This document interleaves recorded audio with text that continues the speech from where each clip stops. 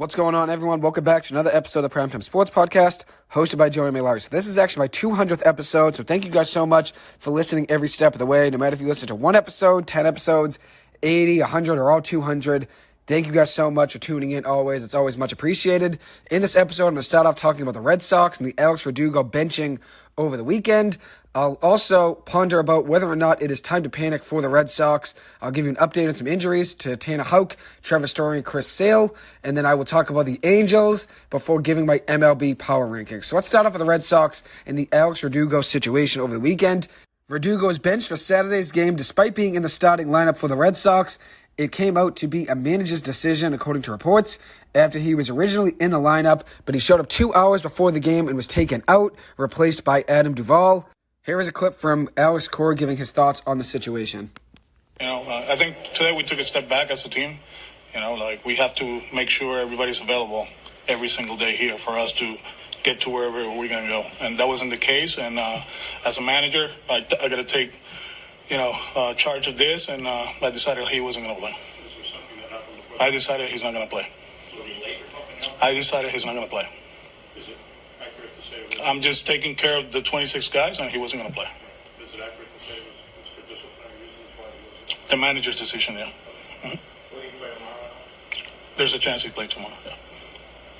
This is something that's come up with him a few times. Not really, no. You mentioned in Cleveland, right? No, but that was a different situation. Yeah, is there It was a different situation. maturity jump that you need to see? No, he's been mature, but today, we took a step back as a team. So that was Alex Cora giving his thoughts after the Red Sox lost that game on Saturday to the Toronto Blue Jays. And then here is Alex Verdugo giving his thoughts on the situation. Manager's decision, so just really we're going to leave it at that and, just be ready to play tomorrow. Just a manager's decision, you know what I mean? I don't really want to go too far into it. It's his decision, and that's what we went with. And, obviously I want to be available, and I want to help in big parts, and I want to help this team win. So, all we can do now is look for tomorrow and come here and be ready to play. Alex, do you take any accountability for what happened today? Do I take any accountability for what? For Alex not playing today. I guess it's, like I said, it's a manager's decision, and I respect his decision. So there's Alex Verdugo giving his thoughts on the situation. He was also asked in the same post-game interview whether or not he was late to the game, and he said he wasn't. He said he was not late to the game. He said it was not a late thing. So I guess at the end of the day, we'll never know the true story of what happened there in the locker room between Verdugo and Cora, but regardless, Cora used the phrase not available many times, and then Verdugo mentioned it as well, not being available. So maybe it was showing up 2 hours before the game. Maybe there was something else that played out in the locker room as well. You never really know what happens behind the scenes. But Alex Verdugo was called out by Alex Cora, and that's not normally what managers like to do. They don't really like to call out guys in front of the media. But Alex Cora did it now to Verdugo for a second time this season, and this one was obviously more than the time he was benched in the Cleveland Guardians series. The previous benching in that Cleveland series was due to a lack of hustle. This one was not being available, so probably showing up late is what it seems like according to reports. But you never really know what happens in the locker room behind the scenes. But I know the Red Sox did try to shop Alex Verdugo before the trade deadline. Obviously, there was some activity about teams wanting him. They ultimately end up holding on to him. But I think in this offseason, there was a good chance now that Verdugo is gone, considering Alex Cora and him seem to not be on the same page. And at the end of the day, if the manager's not a fan of you, you're probably gone. So now this brings up the question of whether or not it is time to panic for the Red Sox. Most people would probably say yes, but the Sox do have an easy 10 games coming up and desperately need to win at least 7 of those games, maybe even 8, just to try to get themselves back in the mix of the AL wildcard. They lost 7 of the last 8 games, now are 5 games back at the Toronto Blue Jays after being swept at home in a crucial 3-game series versus the Blue Jays. I didn't expect that at all. I thought the Red Sox, honestly, I would have said 2 of 3. I think that's what I had in my predictions. But even 1 of 3, I would say, okay, I'm a little disappointed, but at least we got 1 of the 3. Losing all 3 games is just brutal. Brutal. Toronto gains 3 games on you, and they're head-to-head. If you beat Toronto, you're gaining a game on them. It's head-to-head. It's not like any given night, if you win a game and Toronto loses, we gain a game because they lost. No, this is a chance for you to gain while they're losing, since you're playing them for 3-game series, especially at Fenway Park. And I know the Red Sox had a lot of luck against Toronto earlier in the season. 7-0 the Red Sox were heading into the series against the Blue Jays, and obviously you're not going to be undefeated against them for the whole season, but losing 3 of 3 just can't happen, especially a team that doesn't have Bo Bichette right now, a guy that usually kills the Red Sox when he plays them. And now everyone's probably going to say the Red Sox are done, and I'm sure that's what's going to be the storyline on Boston Sports Radio today, but I'm not completely giving up on this team. Their next 10 games can get them back in the mix. The Red Sox right now 57-54, 4 games at Kansas City now coming up starting today, 3 at home versus Detroit, and then 3 at Washington. 10 games that the Red Sox can get themselves back on track. And right now there's an issue for the Red Sox on offense and pitching, and obviously defense has been an issue all year as well. The Red Sox have scored just 3 runs or less in 7 of the last 9 games. That can't happen. And luckily, the Red Sox do have Trevor Story coming back. He'll be back in the lineup tomorrow, going to make his 2023 debut for the Red Sox tomorrow versus Kansas City. The Sox need him back in the lineup desperately. In 10 games in Worcester and AAA, he hit .313 for batting average with an 1140 OPS, 3 home runs, 6 runs batted in, and a stolen base. He was looking great for Worcester over the last week or so. Chris Sale's been playing in Worcester as well with 2 outings on the mound, going 6 1/3 innings, giving up 4 hits, 10 strikeouts, 2 walks, with a .947 whip and a 0 ERA. He should return to the Red Sox rotation this Friday versus the Detroit Tigers, according to reports. So he'll be playing at Fenway on Friday night. So Trevor Story coming back, Chris Sale coming back. So the Sox are getting some well-needed reinforcements, but could it be too little too late? I'm not giving up on this team. There still is just about 2 months of baseball left for them to get back on track. But obviously, 3 losses in a row to Toronto after losing 7 of the last 8 games is just brutal. A brutal stretch of games there for the Red Sox. Tanner Houck, another injured player, has had 1 outing now in Worcester where he went 1 2/3 innings, giving up 3 walks, 3 strikeouts, and 2 runs off 3 hits. That was his first outing since being hit in the face off a line drive against the New York Yankees on June 16th. His fastball average in this outing was 91 miles per hour, and that's his first start, though, as I said, since June 16th, so just about 2 months off. He'll get his fastball back, I'm sure. I think he touched 93 a good handful of times. So the Sox will continue their homestand now and play 4 games against the Kansas City Royals starting tonight. I think the Red Sox should wear their City Connect jerseys for the entire series versus the Royals to get back on track. And honestly, why not every home game for the rest of the season? It seems like the Red Sox always have luck and win games whenever they're wearing the yellow City Connect jerseys. They are 21-4, I think, if I remember right, from the last time I mentioned the City Connect jerseys. The Red Sox are 21-4 wearing the City Connect jerseys over the last couple seasons. They need to keep them on at home games for the rest of the season, honestly, because the Red Sox have just been very, very fortunate every single time they wear those jerseys. So why not wear them right now? Obviously, there's a lot of urgency for this Red Sox team after being swept this weekend against Toronto. They have to get themselves back on track, and why not do that wearing the City Connect jerseys that have brought them a lot of luck and a lot of wins over the last couple seasons. And I just looked it up. The Red Sox, I said, 21-4 wearing the City Connect jerseys, and they've won 9 games in a row wearing them. They should have them on for all 4 games against Kansas City, and then even all 3 against Detroit. If it's not broken, don't fix it. Obviously, the Red Sox have found ways to win wearing them. Then you got to wear them again. So now I'm going to transition to talking about the Los Angeles Angels, a team that's just been cursed over the last week. And honestly, during the entire tenure of Mike Trout and Shohei Ohtani being on the same team together, considering they've never made the playoffs with both of those guys on the roster at the same time, this team is cursed. I mean, there's more than meets the eye here. If you look at this Angels team, they went all in at the trade deadline, which I loved. I loved the decision to hold on to Shohei Ohtani. I loved getting Lucas Giolito. I loved getting CJ Cron and Randall Grigic. I said the Angels are really going all in right now because I know the urgency is building up and the time to win is right now. If you want to keep Shohei Ohtani, you have to try to make a playoff push now, and then obviously throw a ton of money at him in the offseason. I knew if they traded him, they weren't getting him back. And now it's just gone completely south for this Angels team. They are 56-57 now, 7 games back of the last wild card spot in the American League, have lost 6 games in a row, are 2-8 in the last 10, and they have not won a game since the trade deadline last week. They had a very active trade deadline, and it's still been a disaster. They truly are cursed. Honestly, I don't know if you can convince me otherwise. If you look at their losses on the year, catastrophic losses where they lose the game in the 8th and 9th inning, that just seems to be the case every single night. And then also the injuries. They still have Zach Neto, Taylor Ward, Mike Trout, Logan O'Hoppe, Anthony Rendon, all still hurt. That's 5 of their starters from their lineup in mid-April, all out for extensive periods of time. So it's definitely panic time for this Angels team, I'd say. They start a 3-game series tonight against the San Francisco Giants. Patrick Sandoval will be on the mound. They need to find a way to win this game. They need to find a way to stop the bleeding and win. And obviously, like I mentioned in my trade deadline preview and my trade deadline recap, I mentioned the fact that the Angels have a very tough stretch in the month of August. But that's no excuse for losing 6 games in a row and being 2-8 in your last 10 games, and now being 7 games back of the last wildcard spot in the American League. And obviously the Red Sox losing to Toronto not only hurt the Red Sox, but also hurt the Angels as well, because they get further away from Toronto while the Blue Jays are winning and the Angels are losing. Toronto's getting further and further ahead of the Red Sox and the Angels. And both of those teams I want to make the playoffs. I've mentioned it now many of times. I want the Angels to make the playoffs because I think Ohtani and Trout deserve it more than anybody in the game of baseball. Considering they have the 2 best talents in the game of baseball, they still can't make the playoffs. I mean, the Angels truly are cursed. They truly are cursed. I'm hoping they find a way to get themselves back on track. I mean, it is a long season still to go, but there is an urgency. It's definitely panic time. The clock is ticking on this Angels team, more than the Red Sox, I'd even say. Because the Red Sox have a little bit of an easy stretch in the next 10 games. The Angels have a lot of tough games in the month of August. A lot of tough games. And a lot of injuries.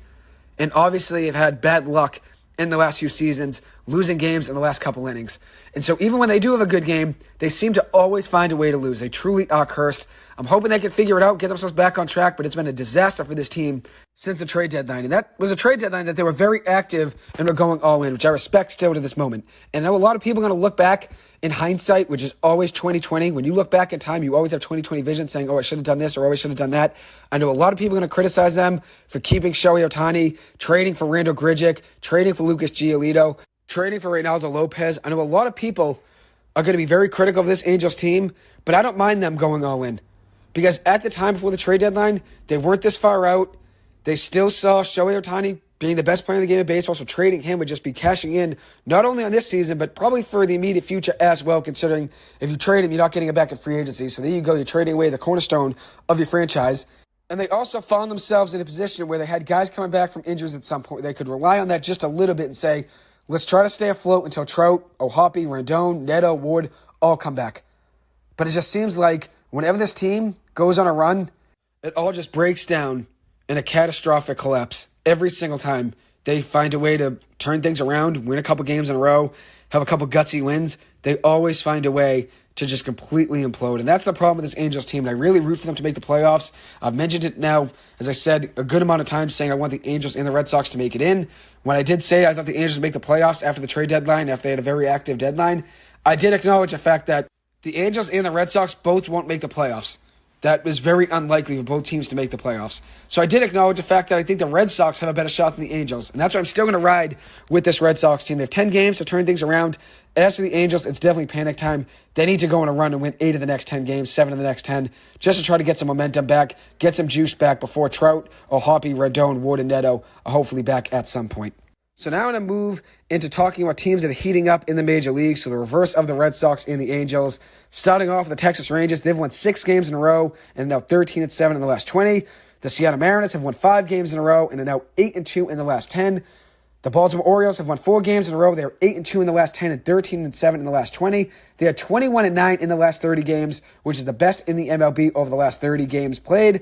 The Chicago Cubs, a team that's been hot over the last couple weeks, and honestly for the last month just about, 58-54 overall, 7-3 in the last 10, 15-5 in the last 20, which is the best in the MLB, and 20-10 in the last 30 games played, which is second best in the last 30 games. 20-10 overall, second best to Baltimore. Baltimore's 21-9 over the last 30. The Cubs are 20-10 over the last 30 games played. So now I'm going to dive in to talking about my MLB Power Rankings. I'm going to give you a breakdown of my top 10 teams in the game of baseball, starting off with the team I just mentioned, the Baltimore Orioles. They are the number 1 team in the game of baseball in my eyes right now.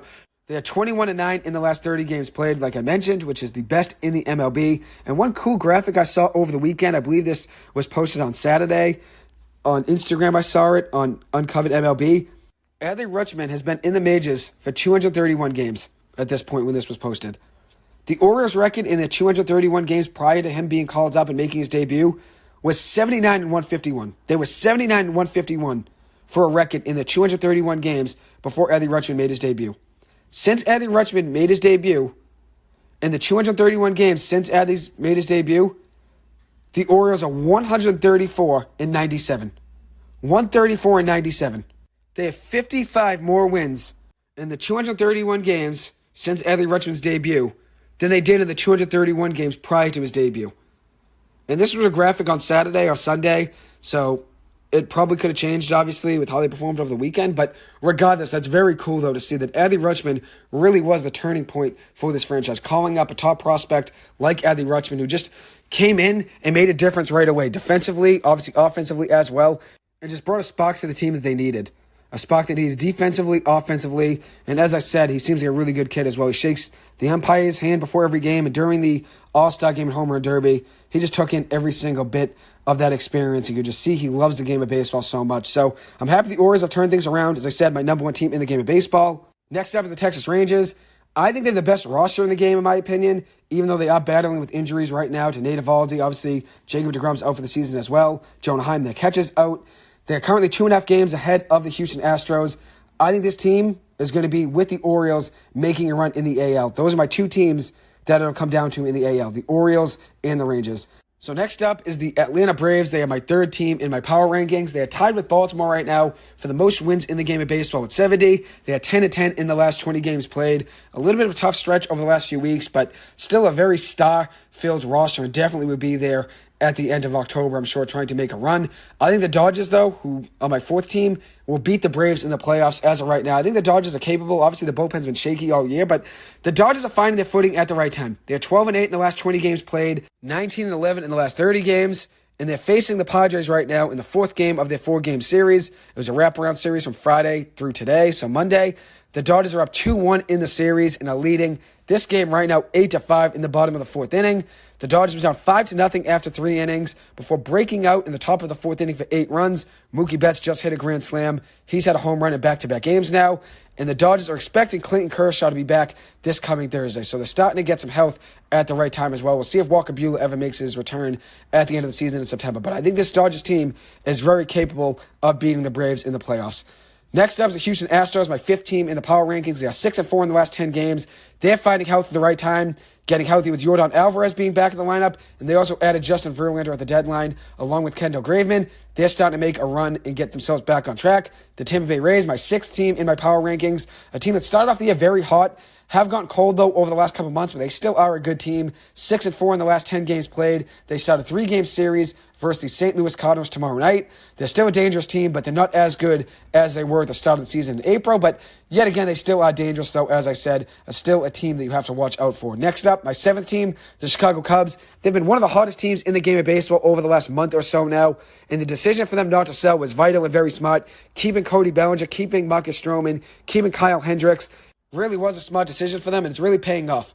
Really paying off. They have a chance to now make a run in October like I said they could. Right before the trade deadline, I said I would not sell. I know I was originally a sell for them about 10 days before the trade deadline. Then when I recorded 3 or 4 days before the trade deadline, I said they should buy because of how good they were looking and how many wins they were stacking up game by game. I said this team is good enough right now to make the playoffs. Don't sell. Just try to buy, and that's what they ended up doing. They didn't sell, and that's the best decision they could have made. Next up is the eighth team, and that is the Toronto Blue Jays, who just swept the Red Sox over the weekend. They outscored the Red Sox 25-8 in 3 games. So obviously a disaster of a series for the Red Sox. The Blue Jays are now 7-4 in the last 11 games and have made up a lot of ground on the Red Sox and the Angels over the last week or so. They're up now 7 games on the Angels and 5 games on the Boston Red Sox. Next up is the ninth team. That is the Philadelphia Phillies, who are 36-21 since June 1st, the second best record in the MLB to the Atlanta Braves since June 1st. The Phillies have been very hot in the last couple months. They are 61-51 overall, 11-9 in the last 20 games played. This is a team that started off the year very cold, but have really found their footing over the last couple months. Like I said, even with Trey Turner struggling, the fan base is supporting him through everything, and I think he'll be back on track at some point. He's too talented to stay this cold at the plate for this long. He's a career 300 hitter. There's no way he's going to stay at 225, 230 for the entire season. I think he's going to heat up at some point. He's probably not going to obviously end up 280 on the year, but I think he can get himself up to 250, 260 maybe if he hits a couple hot stretches over the next few weeks. I haven't given up on Trey Turner. I don't think you should either. Even though he is struggling right now, he's too good of a hitter to struggle this long. He'll wake up and he'll figure it out. The 10th team in my power rankings is the Milwaukee Brewers. Sal Frelick just got the call up for them a couple weeks ago now, a rookie from Boston College, who has 2 home runs on the season for the Brewers with a .244 batting average. Very good defensively as well. In his debut, actually made a couple great plays defensively and was 3 of 3 at the plate to go along with also having the game-winning run batted in. So very impressive start to his career. 2 home runs, as I said. I think the Brewers could be a dangerous team in the playoffs, even though they are struggling as of late. They've had 3 bad series in a row, losing 3 of 3 to the Braves, 2 of 3 to the Washington Nationals, and then splitting a 4-game series with the Pittsburgh Pirates. Obviously, things aren't going very hot for them as of late, but I think this team could heat up and be a dangerous team in the playoffs. And now I'm going to talk about my last topic, and that is the Chicago White Sox, a team that's just been an absolute disaster and a mess all season. I think they need to completely clear the locker room after the season. Whatever players they have left that they see as a cancer to their locker room, trade them, cut them, do whatever they have to do. Now it makes sense for how bad they've been all season. They've been one of the worst teams in the sport all season, despite having such a stacked roster and such a great lineup at the start of the season. They have Luis Robert, Andrew Benintendi, Eloy Jimenez, Tim Anderson. They had Lance Lynn, Lucas Giolito, Michael Kopech. They've had so much talent, and they have nothing to show for it, except being one of the worst teams in the game of baseball. And I think we saw over the weekend the reason why this team has struggled so much overall in the year. And if you were watching ESPN or even on the internet, Instagram, Twitter over the last few days, I'm sure you saw the Tim Anderson versus the Jose Ramirez brawl this past weekend when the White Sox played the Guardians. Tim Anderson and Jose Ramirez got into it. Ramirez slid between TA at second base, going in between Anderson's legs, and the two players exchanged words. Then Tim Anderson dropped his glove, made a gesture saying, "Come at me." Each player threw a few jabs, but it was Ramirez who got TA with a right hook to the jaw, ends up putting TA on the ground with that hit. Tim Anderson is now suspended 6 games and 3 games for Jose Ramirez. I think both players will probably appeal those suspensions. Tim Anderson did have a scuffle as well with a teammate before the All-Star break with teammate Yasmani Grandal, according to reports. Grandal wanted to leave a day before the break started since he wasn't in the lineup in the last game before the All-Star break. And then Tim Anderson said, F him. If he doesn't want to be here, I'll pay for his flight. So at the end of the day, there's obviously been a lot of turmoil in this White Sox locker room over the course of the entire season. Grandal, according to reports, proceeded to walk over to Tim Anderson and slap him. And then over the weekend as well, former White Sox reliever Keenan Middleton, who was traded to the New York Yankees at the trade deadline, called out his former clubhouse and said, "I don't know how you police the culture. If there are no rules or guidelines to follow because everyone is doing their own thing, like how do you say anything about it because there are no rules?" He also mentioned the fact that there were players that were sleeping in the bullpen during games.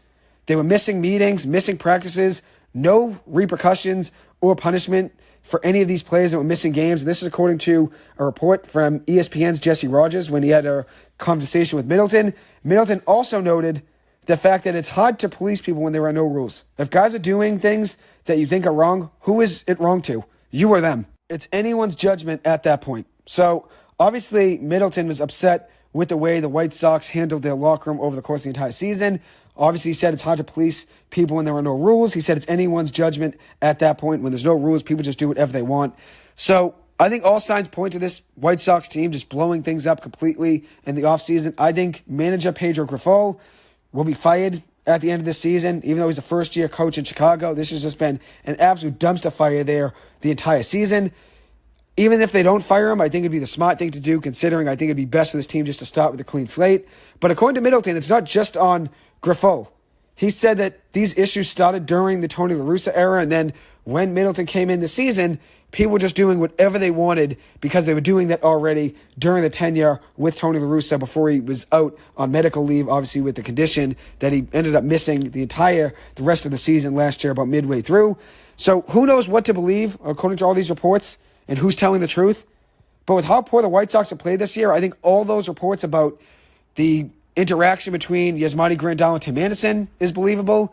I think Middleton's comments about players just doing whatever they want and there being no rules and people missing practices and meetings with no repercussions, I think that could be accurate. I think all of these things could be believable because of how poor the White Sox have played all season. So we'll see what happens with them and what they do in the offseason, but I think it'd be smart for them to completely rip things up and just start a new culture there in Chicago. Obviously, the way things have been going over the last couple seasons, they need to mix things up and find a way to get themselves back on track. And I think if they were to rebuild, maybe trade some pieces, build around Luis Robert, I think that would be the smartest thing for them to do. Build around Dylan Cease, build around Luis Robert, and then just restart everywhere else, especially with guys that maybe have a year left on their deal. If they've been part of the problem, like Yasmani Grandal, it would be smart for them to completely rip things up and just start new. But we'll see what the White Sox do in the offseason. Anyway, that will conclude this episode. Thank you guys so much for taking the time to listen to this. As always, I appreciate it and hope you guys have a good one. Thank you.